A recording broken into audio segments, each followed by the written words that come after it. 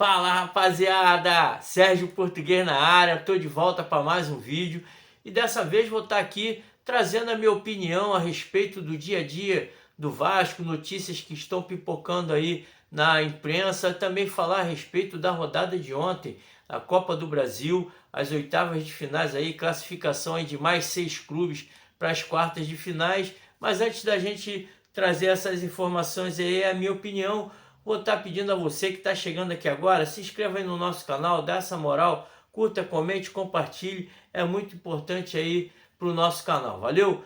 Então, vamos começar o vídeo falando aqui a respeito do Marcelo Santana, nosso executivo de futebol, ele que foi contratado aí há pouco mais de um mês, veio para poder estar arrumando a casa, né? A 777 deixou aí um vácuo muito grande no time do Vasco, muitos jogadores que vieram aí a custo alto, com salários altos, e o Pedrinho trouxe o executivo Marcelo Santana, ele que já foi aí presidente do Bahia, tem uma experiência dentro de campo, né, para poder trazer ali o seu know-how para poder estar arrumando a casa.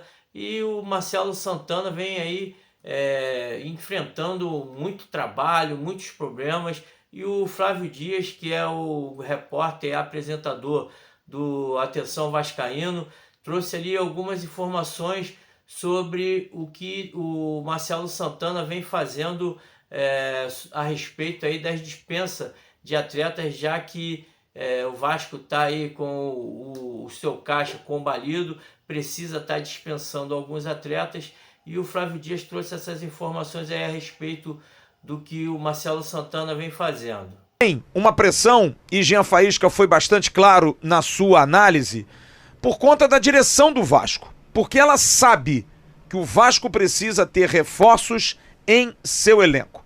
O diretor executivo Marcelo Santana, quando contratado sua primeira missão era limpar o elenco, melhorar a condição de folha e rendimento, grana e performance. Deveria fazer isso, enxugar o elenco para abrir brecha. Marcelo Santana não teve oportunidade de fechar nada ainda. Primeiro enxuga o elenco, depois a gente vê como vai fazer. Só que tá apertando o cerco. Eles estão vendo, e principalmente de uma maneira educada, o próprio treinador dar a sua letra, dizendo que precisa utilizar todo mundo, precisa oxigenar o elenco, precisa ver jogadores que não estão sendo utilizados. Quer dizer, eu tenho que trabalhar com o que eu tenho. E nessa situação, sim, o trabalho do Marcelo Santana é muito importante, mas é duro, é difícil. Vamos aos exemplos? O atacante Rossi, apuração que eu tive hoje, 3 propostas pelo Rossi. Mas o Rossi não quer sair do Vasco. São propostas até de Série B do Campeonato Brasileiro. Mas ele não quer sair do Vasco. E a Galdames tem sim possibilidades, mas é o que eu falei agora há pouco. Sai ou não sai? Vai jogar ou não vai jogar? Porque como não acontece, o Rafael Paiva vai lá, pega e bota o cara para jogar. É uma situação. Mas o Galdames sim tem possibilidades, mas é um atleta que recebe um salário muito alto. É difícil, por exemplo, clubes do Chile, com uma moeda fraca, pagarem aquilo que o Galdames recebe hoje no Vasco. Serginho, não há grandes mercados e o Vasco tem enorme dificuldade de realizar negócios com esse jogador. É mais um, caso Rossi. Propostas existem, possibilidades, Série B, mas o próprio jogador não se anima.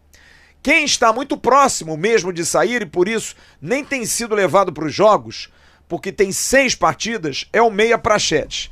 Informação é de que não só o Atlético do Paraná, o Fortaleza também entra no negócio para levar o Prachetes. E esse sim, é uma possibilidade que o Vasco negocia com o Bragantino, não quer mais, é um jogador que não está somando mais, é um jogador caro, mas está se negociando porque tem dinheiro.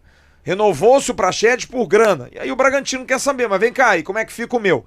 Mas está se chegando aí um comum acordo para que Prachetes ou vá para o Atlético do Paraná ou vá para o Fortaleza.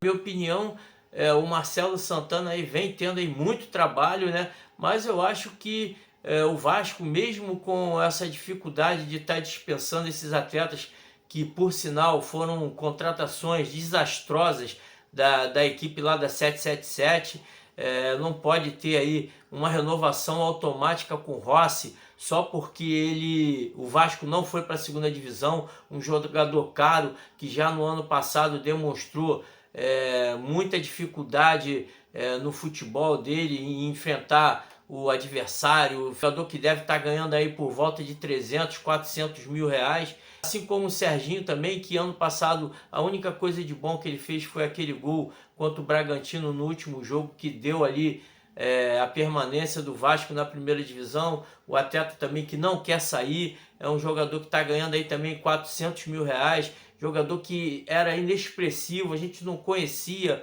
o atleta, jogou aí em mercados da segunda, terceira prateleira da Europa.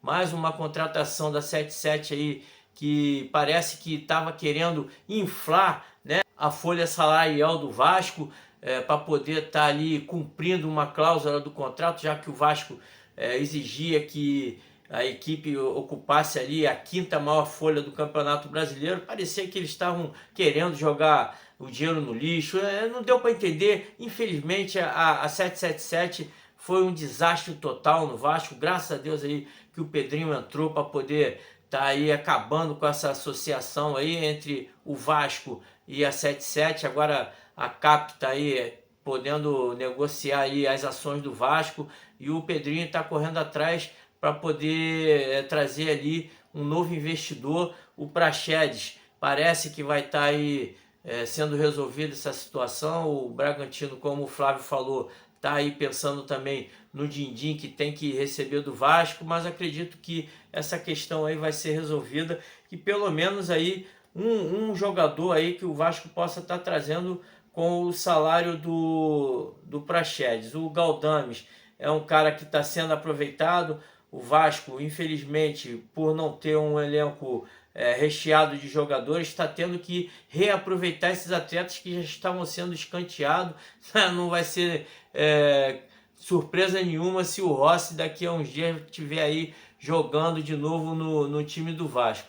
E ele também falou aí a respeito de contratações. Teve informações ontem privilegiadas lá, né, com a sua fonte. Falou a respeito aí que o Vasco pode estar contratando aí pelo menos 4 jogadores. Escute aí o que o nosso Flávio Dias trouxe também aí. Informação que eu tive hoje, e foi uma informação na sorte de almoçar, encontrar pessoas e trocar ideias. O Vasco tem negociações sim avançadas para breve, para reforçar o seu elenco. De 1 a 4 nomes estão na mesa aí para negociação. Um é um zagueiro, isso aí é certo. O outro, um atacante. E a pergunta que eu fiz a essa fonte com quem encontrei hoje é: jogadores apenas pelo salário? Jogadores que venham apenas pelo custo próprio? E essa pessoa me disse: não. Pode acontecer sim uma mudança desse nível de investimento do Vasco.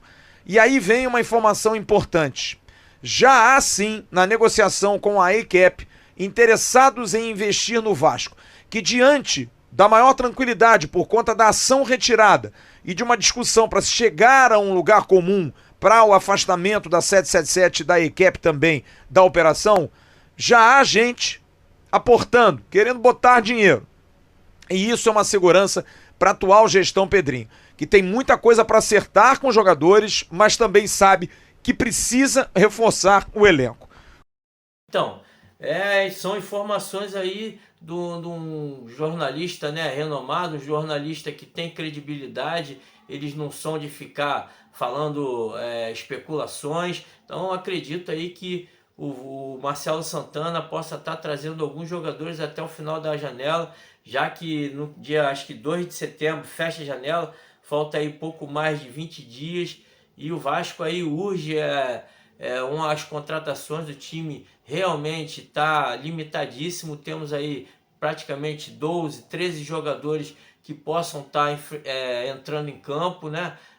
Mas é muito pouco. Os jogadores que vieram agora, como o Coutinho, o Alex Teixeira, o Souza, que vieram aí de tempo parado, né? Estão sentindo aí o condicionamento físico. Tem apenas aí o Emerson Rodrigues, que por sinal deve ser escalado contra o time do Fluminense. Então eu acho que o Vasco tem realmente que estar buscando jogadores para a zaga e também um jogador para o meio de campo e mais um atacante para dar um reforço nesse time, nesse elenco, para a gente cumprir aí pelo menos um campeonato brasileiro mais tranquilo. Agora vamos falar a respeito aí da rodada de ontem da Copa do Brasil, oitavas de finais. Ontem foram realizados aí mais 6 jogos, Corinthians 0, Grêmio 0, Atlético Mineiro 3, CRB 0, Palmeiras 1, Flamengo 0, Fluminense 2, Juventude 2, Bahia 1, Botafogo 0, Bragantino 2, Atlético Paranaense 3. Com esse resultado aí, os classificados foram Corinthians, Atlético Mineiro, Flamengo, Juventude, Bahia e o Atlético Paranaense. Os jogos que marcaram aí uma classificação aí surpreendente do Juventude, né? Ele que enfrentou o atual campeão da Copa do Brasil e arrumou um empate em 2-2 em pleno Maracanã, vinha vencendo o jogo por 2-0, né? Com gols de Lucas Barbosa e o Marcelinho, e o Fluminense no segundo tempo empatou ali com o Cauã Elias e o Keno. O Fluminense que ainda teve uma baixa importante para o jogo contra o Vasco, o Marcelo, que tinha entrado no segundo tempo, sentiu uma contusão e ficou poucos minutos dentro de campo. Vai ser um jogador aí que vai ser aí um desfalque importante para o clássico contra o Vascão. O Corinthians empatou com o Grêmio 0-0, mesmo resultado aí, um empate no jogo anterior, e o Corinthians decidiu na questão aí dos pênaltis, foi muito superior ao time do Grêmio. O Grêmio que perdeu 3 pênaltis, Cristaldo, Edenilson e o Pavão perderam para a equipe gaúcha, enquanto o time do Corinthians marcou todos os gols. O Corinthians que vem aí numa má fase no Campeonato Brasileiro, está tendo aí um futebol de recuperação com o Ramon Dias, e é um time que está surpreendendo também com a classificação em cima do Grêmio. O Atlético Mineiro, na minha opinião, foi o time que pegou o adversário mais fraco, meteu-lhe logo 3-0 lá na Arena MRV, gols curiosamente dos laterais, né? O Arana fez o primeiro e o Saravia fez os 2 gols restantes ali, e o Milito vibrou bastante aí com essa goleada de 3-0. Vai ser um time aí que vai brigar com certeza pela Copa do Brasil, apesar de oscilar bastante, né? Tem jogos que parece que é uma seleção e em outros jogos deixa a desejar, parece que é um time que está brigando pela zona do rebaixamento. O Atlético é uma incógnita, apesar de ter aí um elenco muito forte. O jogo aí da rodada, Palmeiras e Flamengo. Palmeiras venceu por 1-0, amassou o time do Flamengo. Infelizmente ali o Palmeiras teve um gol anulado ali do Flaco Lopes.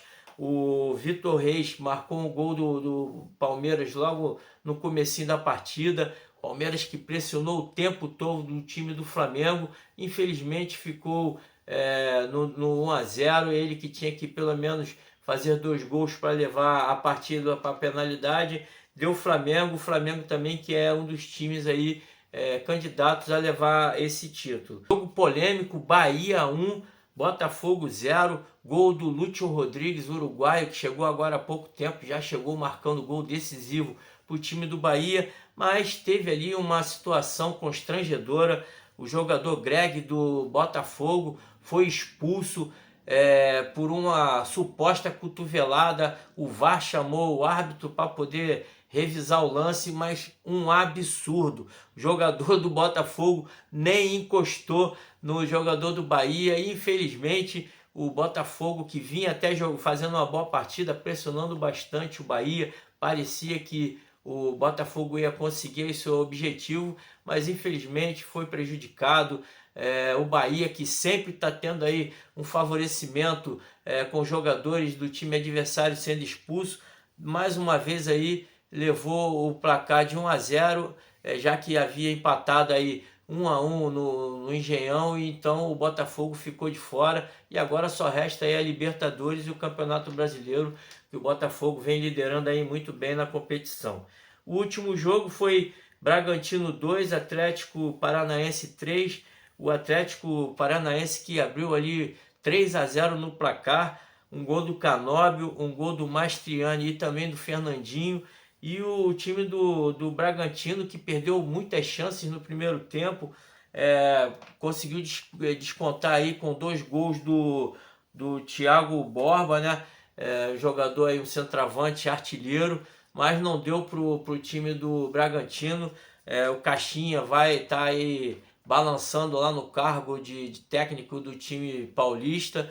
É um time que briga sempre ali na parte de cima da tabela, vem tentando aí crescer no cenário nacional, mas infelizmente deu mole, teve ali tudo para poder levar uma classificação dentro de casa, mas nos contra-ataques o Furacão foi um time bem eficaz e conseguiu levar mais uma vitória ali lá para Curitiba. E é um time aí também que briga na parte de cima da tabela ali e vai buscar também esse título da Copa do Brasil. E hoje tem aí o jogo entre São Paulo e Goiás. O São Paulo é favoritíssimo à vaga. Eu acho também que o São Paulo tem tudo para levar essa vaga para as quartas de finais. E, na minha opinião, eu gostaria aí que o Vasco pegasse ou o São Paulo, que é um time que o Vasco já deu uma goleada esse ano no Campeonato Brasileiro.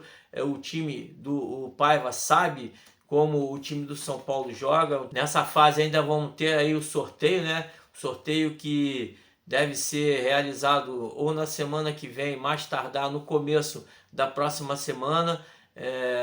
Os jogos de ida e volta devem ser marcados para o final do mês de agosto, na semana ali de 27 de agosto a 4 de setembro, devem ser ali as datas que a CBF deve estar marcando essas partidas das quartas de finais, que o Vasco aí tem muito tempo aí que não disputa, 9 anos que ficou aí para disputar essa fase, e eu espero aí que o Vasco tenha a melhor sorte aí, como teve nas oitavas de finais, pegue um adversário que o Vasco possa ter aí um embate importante e possa estar buscando a classificação. Valeu? Comente aqui embaixo a respeito do que você achou dos times que venceram aí ontem nessa fase da Copa do Brasil. Qual adversário que você pretende que o Vasco pegue nas quartas de finais? E diga aí se você está concordando com o trabalho do Marcelo Santana, que na minha opinião está demorando um pouquinho. Valeu? Curta, comente, compartilhe, deixe o seu like, que é importante demais para o nosso canal, para estar levando a minha opinião aí sobre as notícias do Vasco a cada vez mais vascaíno. Um grande abraço a todos, saudações vascaínas. Fui!